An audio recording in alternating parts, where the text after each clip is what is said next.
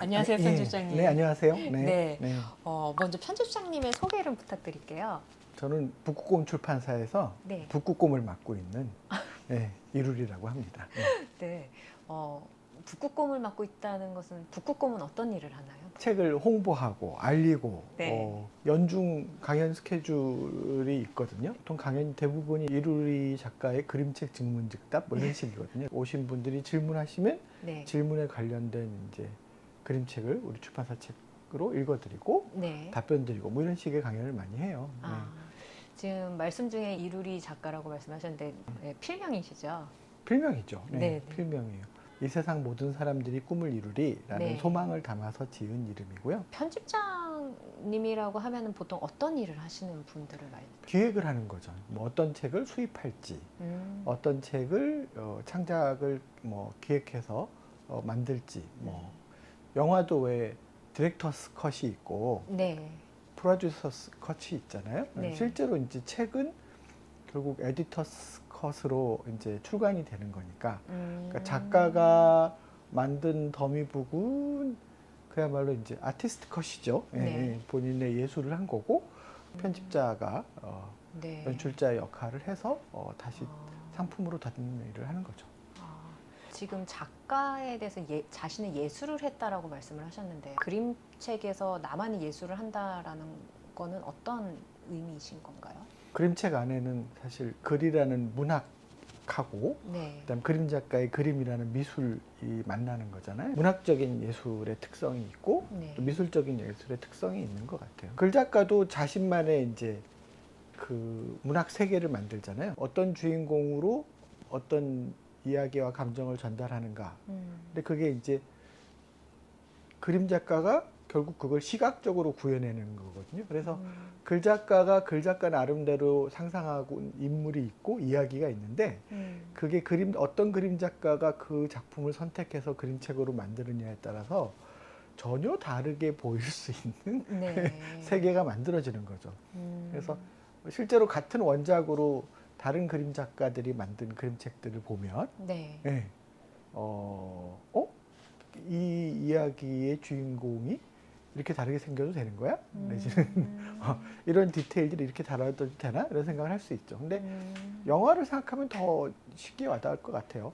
예를 들어서 뭐 셰익스피어의 로미오와 줄리엣을 굉장히 고전적인 버전이 있는가 하면은 또 현대적인 버전의 그 디카프리오가 나왔던 로미오와 줄리엣도 있잖아요. 네. 결국은 같은 원작을 어떤 시나리오 작가가 대본을 쓰고 어떤 배우가 연기를 하고 네. 어떤 감독이 연출을 하고 어떤 촬영 감독이 촬영을 하고 뭐 미술가 맡고에 따라서 완전히 다른 작품이 되는 거잖아요. 네.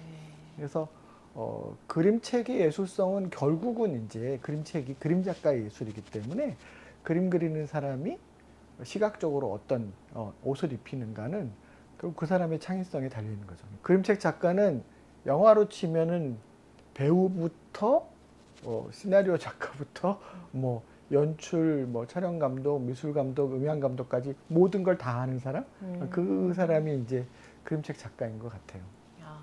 예전에 이루리 편집장님께서 우리는 모두 다 예술가로 태어난다라는 말씀이셨었거든요. 그러면서 여러분은 지금 예술가로 살고 있습니까? 네. 네, 이런 질문을 하셨었는데 이 타고난 예술가들을 예술성을 그대로 지닌 채 자라나게 하려면 우리가 어떤 노력을 해주면 좋을까요?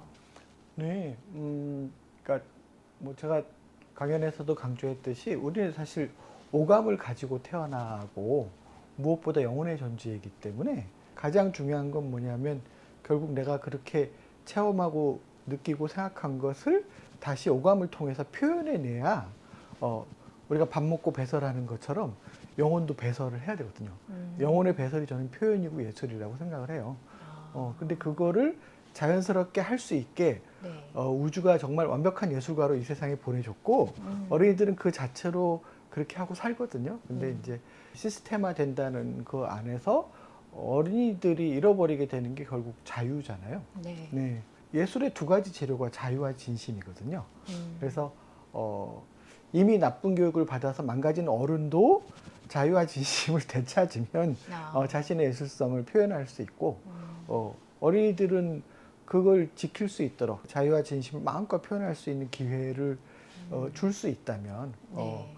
그러면 그걸 놓치지 않고 자기가 하고 싶은 일들을 찾아가지 않을까 생각을 하거든요. 예술 교육이 가장 중요한데 예술 교육조차도 이제 잘하기 위해서 미술학원 보내고 뭐 음악학원 보내고 그래서 거기서 잘하기 위한 무언가를 하기 시작하면은 다시 이제 그 자유와 진심을 뺏기는 교육이 되는 거죠. 그래서 저는 그 작가들하고 워크숍 할 때도 그렇고 대학에서 강의를 할 때도 그렇고 두 가지를 얘기해요.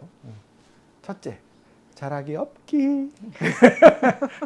둘째, 그냥 즐겁게 막 하기 이거거든요. 예술은 결국은 영혼이 행복해지기 위해서 하는 거예요. 영혼이 행복해진다는 건 뭐냐면 자기 안에 지금 쌓여 있고 폭발돼야 되는 그 감정을 그대로 표현하는 거거든요. 네. 네. 행복해지기 위해서 우리가 표현하는 거죠. 노래하고 춤추고 글 쓰고 그림 그리는 거지. 네.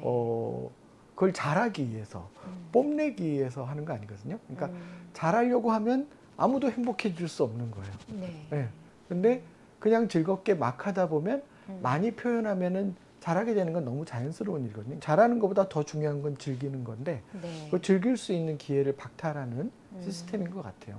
그림책 작가들의 작품도 보면 어떤 작품은 이제 우리가 미술 교육에서 배운 것 같은 굉장히 고급스럽고 네. 세련되고 복잡한 그런 그림을 하는 작가들도 있지만 분명히 이 사람 미대 나온 사람인데 그림을 왜 이렇게 그리지? 이렇게 생각하는 네. 근데 막 어린이가 그린 그림처럼 유치찬란하게 그리는 작가들도 있다는 거죠. 네. 그럼 왜 그 작가들은 그렇게 그리는가라는 질문을 던져볼 필요가 있는 거죠. 네. 그림책 예술은 어떻게 보면 우리가 인간으로서 가장 처음 만나는 미술이잖아요. 네. 그림책 미술의 목적은 첫째가 나 이거 잘해 뽐내는 게 아니라는 거죠. 그게 아니라 그림을 그린다는 거, 미술 표현을 한다는 게 얼마나 행복한지를 미술의 즐거움을 알려주는 것이 그림책 예술의 첫 번째 목적이라고 저는 생각을 해요. 네. 그 목적에 공감하고 그 가치를 잘 아는 작가들은 그림이 얼마나 행복한데 또는 만들면 얼마나 즐거운데 네. 이렇게 막 만들어도 돼. 근데 이렇게 만들면 재밌잖아? 라는 네. 것들을 이제 보여주는 거죠.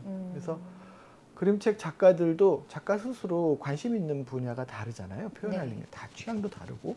그래서 어떤 사람은 정말 나 이렇게 잘해 라는 걸 보여주고 싶어 하는 작가도 있겠지만 네. 많은 그림책 작가들은 그보다는 그림 그리면 너무 행복해요. 이렇게 그려보세요. 이렇게 그리면 더 재밌어요. 라는 미술 표현의 즐거움을 네. 알려주기 때문에 저는 그 어떤 예술 장르보다도 위대한 예술이 아닌가 그렇게 생각을 합니다. 지금 말씀을 듣다 보니까 그래서 더 아이들이 예술가일 수밖에 없겠구나. 왜냐하면 잘하기 없기 네. 그리고 즐겁게 하기 네. 여기가 완전히 어린아이의 영역인 것 같기도 하고. 그리고 이제 네. 예술의 본질이 그거라는 거죠. 어린이가 그린 그림 또는 할머니가 할아버지가 그린 그림은 서툴지만 어떤 건 웃기고 어떤 건 눈물이 나게 하거든요. 네. 예술의 본질은 결국 보는 사람의 마음을 움직일 수 있느냐지 얼마나 똑같이 그리느냐가 아니라는 거죠. 네. 그렇게 생각하면은 사실 한 번도 못 웃겨본 사람은 없거든요. 네. 실수로 방구를 껴서라도 웃길 수 있어요. 네. 그러니까 적절히 모든 없어요. 사람들이 예술가라는 거는 모든 사람들이 누군가를 화나게 할 수도 있고 슬프게 만들 수도 있고 웃길 수도 있다라는 거예요. 자기가 표현한 것을 통해서. 결국 우리는 예술은 다 할 줄 아는 거예요. 네. 그런데 그거를 이제 기술적으로 능숙하게 하는 거는 그건 이제 당연히 많은 연습과 네. 경험에서 우러나는 거니까 시간이 네. 필요하겠죠. 근데 예술은 어린이부터 어른까지 누구나 할 수 있다. 네. 심지어 우리의 친구인 반려동물들도 할 수 있다. 반려동물이 얼마나 우리를 행복하게 만들어요, 그죠? 그러니까 예술의 본질은 보는 사람들, 그 예술 작품을 감상하는 사람들의 마음을 흔들어 놓는 데 있다. 다만 아마추어냐 프로냐 뭐 그런 차이만 있을 뿐이다. 프로 예술가는 대중과 더 잘 소통하는 사람이다라는 부분까지도 포함이 될 수 있을까요? 프로 예술가들은 그거죠. 내가 웃긴 걸 들었어. 근데 그거를 내가 들은 것보다 더 웃기게 전할 수 있으면 프로인 거예요. 내가 웃긴 거를 들었는데 내가 얘기하니까 재미없어 해. 아니면 울어. 그럼 아. 뭔가 내 표현에 문제가 있잖아. 그렇죠. 상호작용에 약간 문제가 있는 거죠. 그렇죠. 네. 근데 대부분의 예술가들이